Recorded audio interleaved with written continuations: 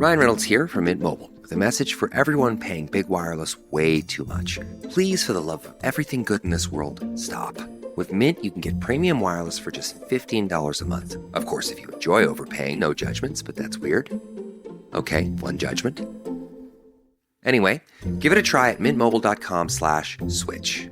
Upfront payment of $45 for 3-month plan, equivalent to $15 per month required. Intro rate first 3 months only, then full price plan options available. Taxes and fees extra. See full terms at mintmobile.com.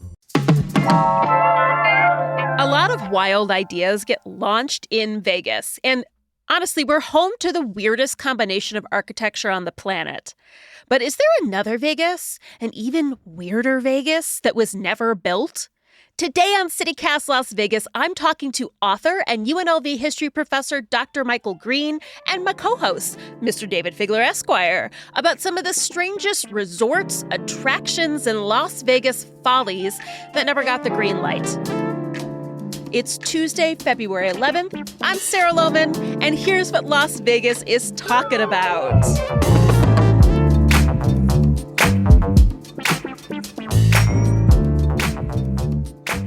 Michael and Dayvid. Okay, Michael, I want to start with you, actually. But hello, Dayvid. Michael. Hi. Hi. Well, I'm just very excited about I love never-built histories. Michael, what is your number one never-built project in Las Vegas history? So I decided to go back into the deep, dark archives. Yes. And I found a story that runs in the Las Vegas Evening Review Journal on March 30th, 1931. And remember, This is less than 2 weeks after gambling has become legal. Okay. And the better headline is $750,000 Vegas hotel assured, 200-room hostelry to be constructed. Then new structure to be erected at 7th Fremont by December 1st. Okay. Well, the guy behind this was Leigh Hunt. And Leigh Hunt never got it built. He died a couple of years later. His son inherited his land and wound up with the Huntridge section. Oh. And we know the history of the Huntridge section and the Huntridge Theater and so on. And it owes its name to Leigh Hunt and his son, Henry Leigh Hunt. Look at that. But, think of it this way. We're going to put a resort hotel at 7th and Fremont in 1931. Right. That's about the time they have built this high school that was going to house 500 students, which it would never be big enough. You know, there'd never be that many students. And way out of town at 7th and Bridger. So we're talking about what people in Las Vegas in 1931 would have thought was the suburbs. Mm-hmm. But think of this. This is Fremont, which is going to turn into Boulder Highway. Right. Out to the dam, where construction is beginning.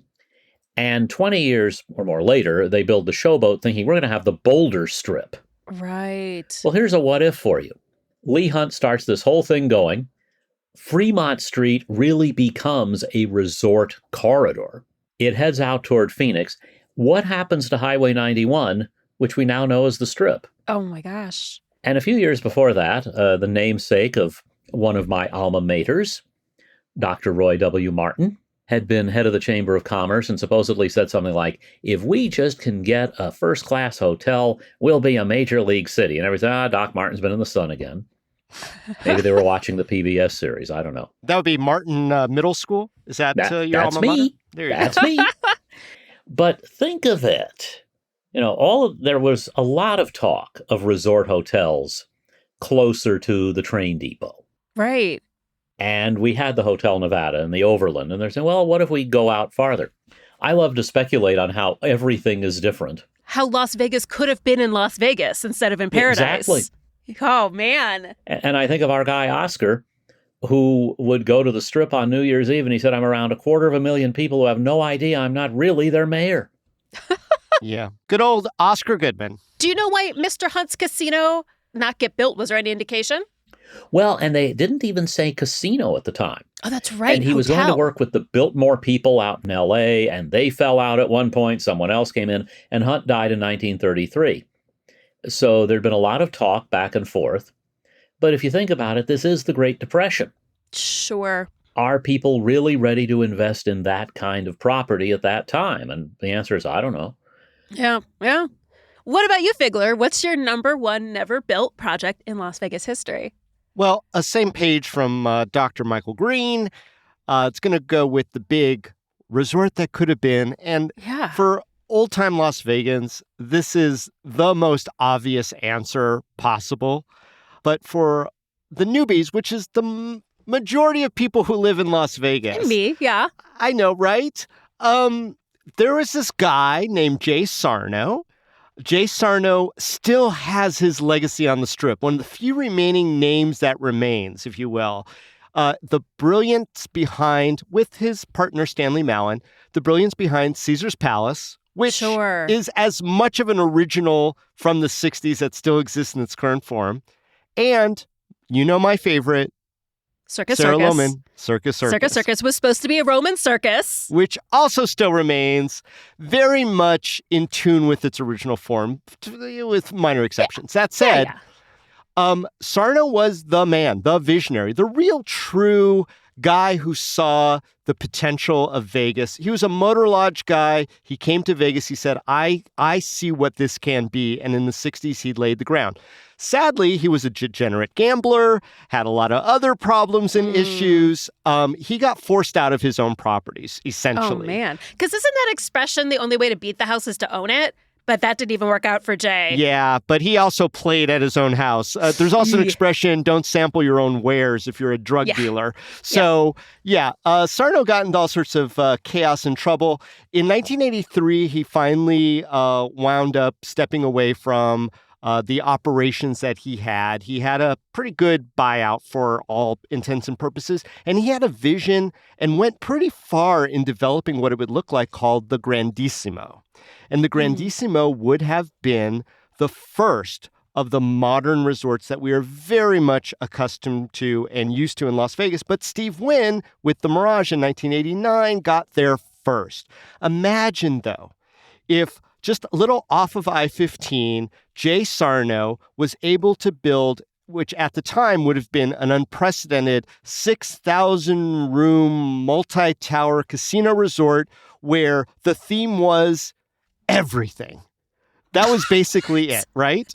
Michael, he's nodding in agreement. It was everything, yep. Right? Everything big, everything outrageous, everything over the top. And if you think about just the ethic, the ethos, the aesthetic of Sarno, of just kind of taking like a concept and blowing it up, imagine what he could have done. And for me, the never would have been that if it succeeded, which by all accounts, it might have, because I think Las Vegas was ready for it, as the Mirage proved. Sure. The model would have been something like that to continue in the old school of Las Vegas, as opposed to, I'm just going to say it, the fairly generic big mega resort luxury wah-wah that the Strip has now fallen into.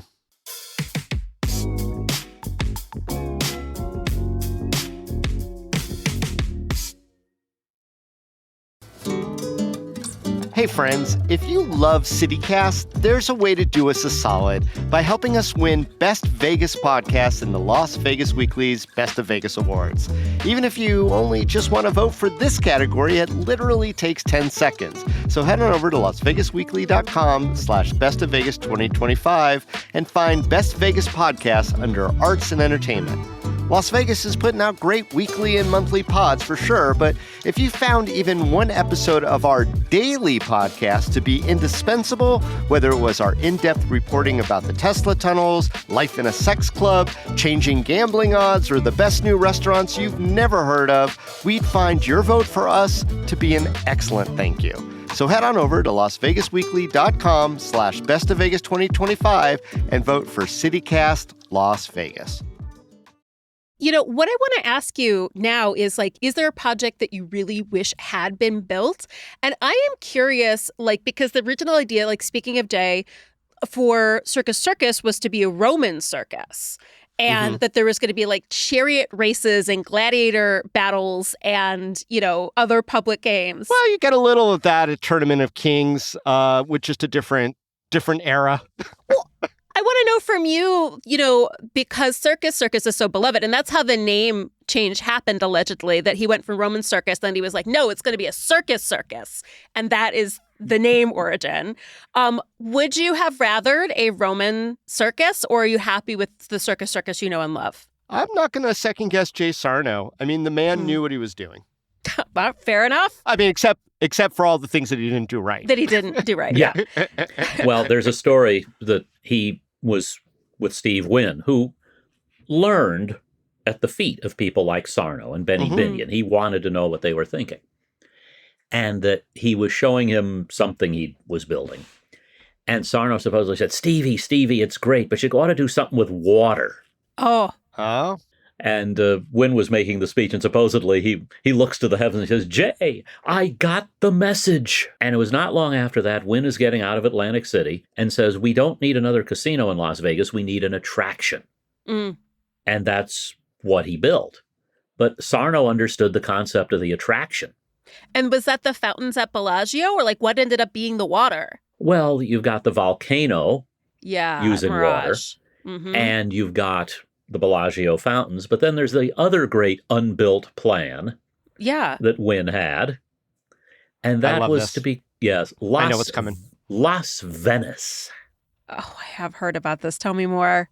So in the 70s, they start talking about how do we revitalize downtown. Las Vegas is like most other Fremont cities. Street. Yeah. You've got suburbanization. Downtown is losing business and residences and people. And call it white flight, if you will. Well, eventually they produced the Fremont Street Experience. Boo. Which I'm just going to say that. Sorry. Go right ahead. My feels. They came right out. I'm not a fan either. And at the time, I think it was more exciting than it has turned out to be. But okay, we're going to change Fremont Street. And maybe that's good and maybe that's bad. Everybody can debate that. Wynn's idea was to basically put Las Vegas underwater and have canals as in Venice. Outdoors on Fremont Street. Like what eventually we have at the Venetian in the Grand Canals Limited. I think the vision was to turn all of Fremont Street, instead of a canopy, into a waterway. Yes. And would that have worked? I think Wynn still thinks it might have worked, and he might be right. I have heard from our colleagues in Nashville that they're having a lot of trouble with drunk people falling into their rivers. So although the canals within the Venetian have turned out okay, I don't know about an open-air canal on Fremont Street. That's a little concerning. No, especially where people would literally attempt to drown their sorrows after losing all their money in one of the casinos. Oh, no. I mean, I'm sure it wouldn't be that deep. That would probably be part of the disappointment. Or should we say other things they might do in the water? Yeah, puke? Oh, you're going gross. I get it. I'm going gross. It is where I would choose to puke if I had to, on Fremont Street. I never have, but that is where I would go. I mean, just like the things that would blow in there and the amount of evaporation, like it is an insane idea. But is it as insane as something else I heard was proposed instead of the Fremont Street Experience? They were going to build a Starship Enterprise? Has anyone heard this? Yeah, that was going to go, I think, either on the site of Neonopolis or near there. But yeah, they were going to take a page from the proto Star Trek Enterprise over at what is now the Westgate. Right. Where they had a Star Trek Experience. That was pretty intricate. And you actually can go at Westgate now and see remnants of what once was. But there was a simulator there and there was a Quark's bar. They definitely went most in. I won't say they went all in. They went mostly in on that concept and then crash and burn. But yeah, they were going to move that downtown to the kind of the corner of Vegas Boulevard and Fremont. Well, then you think about the fact that there are people who go to the Valley of Fire because that is where Admiral James Tiberius Kirk met his end. No way! I didn't realize that. As I recall, they filmed his death scene out there. One of the films, yeah. Well, I mean, Valley of Fire looks like another world, that's for sure. A wonderful world it is. I have thought at times that Bob Stupak's plan to put King Kong on the side of Vegas World would have been just too good to pass up. My neighborhood actually killed that plan. We're talking about the Strat, correct? For those who might not know. Yeah. Well, yes. But there was also the plan for the Titanic. Oh, yeah. Replica in that neighborhood, wasn't there, David? Yeah. So let me take this one, Michael, just because it is my neighborhood. And my neighborhood, the historic John S. Park neighborhood, first came together as an active, vibrant advocacy group, which from that point forward, we've never looked back, in opposition to some of the crazier Bob Stupak plans. So as longtime Las Vegans or historians or people who just love our history will know, before there was the Stratosphere, there was Vegas World, which was just a compendium of all sorts of crazy ideas and, coupon madness and possible scams. At any rate, Stupak always had the vision to have the world's tallest building. And so that sort of, on some level, became the Stratosphere with now the world's tallest spire at the time was one of the tallest freestanding spires. I don't know. At any rate, he had two proposals for that property. One was that King Kong, a giant replica monkey, nightly would climb up and down the Stratosphere Tower, batting off planes and things of that nature while squawking and keeping us all up all night. And so my neighborhood came in against that one. Then the Titanic was sort of going to be a augment to the Stratosphere. And the concept of that was that they were going to build the property in the shape of the infamous luxury liner that sank in the North Atlantic. It would have 1,200 cabins or guest rooms and suites that would be larger than the original Titanic staterooms. There would also be timeshare because it wouldn't be a Bob Stupak property unless there was something skeevy going on the side for a hustle. An 1,800-seat showroom built to resemble an iceberg. Oh, no. Back in the late 1990s, it was priced at over $1 billion. They were going to funnel that with the timeshare units and stuff like that. But it was going to be outrageous. And then nightly, the hotel would sink. Oh, God. The fact that we have sinkholes in this valley gives that extra resonance. And who knows if more are coming. But I will say that the neighbors did not think that a casino sinking into the ground and then resurrecting every night was a real good idea. And so there were a lot of fights. This is prior to my even buying into the neighborhood at the city council for that one, too. I don't even know if there's anything where there has been more absolute tacky things built around than the concept of the Titanic. Hey, just out of curiosity and quickly, is there, out of all the casinos that have been imploded, is there one that you think was the biggest mistake and why? What do you think, Michael?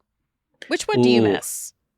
Well, in the long run, I get that it wasn't really a mistake, but the Desert Inn and the Sands were historically the ones that I think Las Vegans had the most connection to. Yeah. I've always thought it strange about the Landmark, which was sort of the pre-Stratosphere, since it had that huge spire, that it's across from the convention center, so it's convention business. And I've thought, if I were running a casino, how could I not make a go of that? Yeah. But somehow, some way, they never did. But the DI and Sands. Somehow, some way, Michael Green. Yes. As I push my finger to the side of my nose. Yes. Could it be that? Michael, so imagine that all these different projects had come to fruition. The Strip is on Boulder Highway.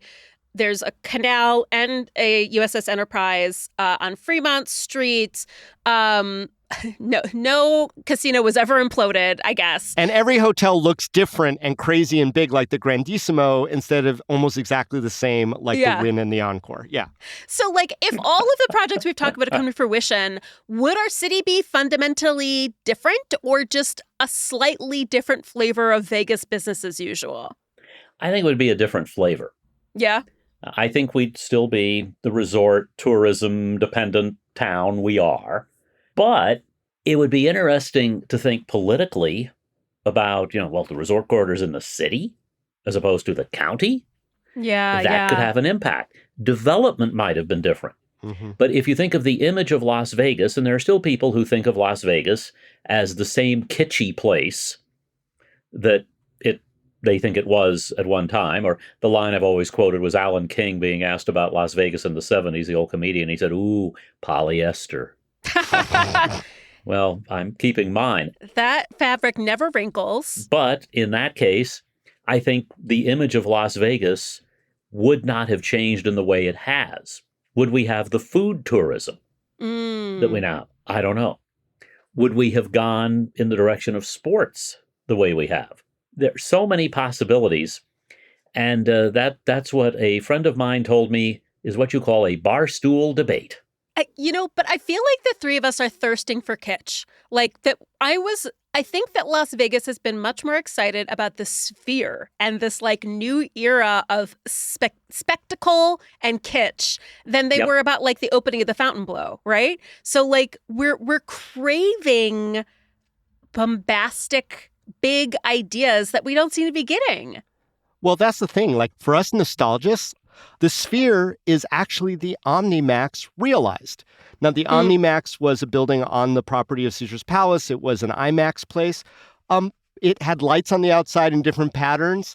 It was a mere wisp of the extravaganza that the Sphere is. And so, that kind of stuff, as big as it can be, we do kind of have a soft spot for it. So, we talked about a huge variety of projects here. Does it say something about Las Vegas that these particular projects never got off the ground? I think so. One other project that was around for just a heartbeat and went away, there was actually a giant Guggenheim exhibit space in the Venetian. They only had one exhibit there, the art of the motorcycle, and then it went away after countless millions, if not hundreds of millions, to install that space. I think it says that Strip City is not a city. And that whatever is going to happen in that resort corridor or, baby resort corridor over on Fremont Street is going to be good for commerce and not necessarily what's great for a community to embrace. And we have to remember that if we want the cool stuff, if we want the projects that have never been built or that we want to see, we have to do them ourselves, and we can't rely on the resorts to do our bidding because, quite frankly, they have the opposite view of what our role in Las Vegas is. Mm-hmm. Let us all bow toward the Smith Center. Mm-hmm. Right, we got a Smith Center, and it's freaking fantastic. Yep. Yeah. Coming. Yeah. Maybe. That one, I'm still on the fence. Don't jinx it. I'm hopeful. I'm the cooler. Yeah. I'm the friggin' cooler for the art museum. Michael Green, any other thoughts? What does this say about us? Well, it does say that this is a place where people can try to pursue crazy dreams. And there's a little less of that now with growth, to be honest. It's harder to get in to see the people who can help you make it happen. But I agree with Dayvid. The things in the resort corridor are designed for tourists, and that's fine. Okay, go for it. We as a community can build some great things and have, and we have a lot more we can and should do. I always say, Sarah, the key of living in Las Vegas is love what's here when it's here and don't get too attached because it might not be here forever. And after this conversation with you and Michael Green, I'm going to add an addendum. Don't be forlorn for the things that never got built because they weren't built for a reason. I mean, also everyone in Las Vegas has an insecure attachment style. You're all damaged goods. Sorry. That's more to do with your building history, I think. I would just say this. You see us. I love you, Sarah Clowen. You see us. Guys, this was so much fun. Thank you for your knowledge. Dayvid, Mike, come back again soon. Dayvid, you're here all the time, but Mike, come back up again soon. Thank you. Hey, if Mike Green's there, I'm there. I love listening to that guy talk. And seriously. I love listening to Dayvid talk, and I love listening to you, Sarah, so I'll be here too. Thanks.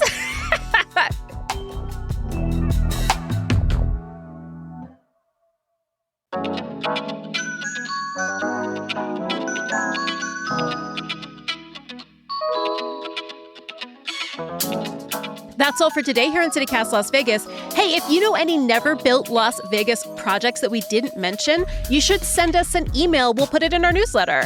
And if you enjoyed this show, tell a friend, rate our show, leave a review, and subscribe to that morning newsletter, Hey Las Vegas, that Rob writes. We'll be back tomorrow morning with more news from around the city. Take care.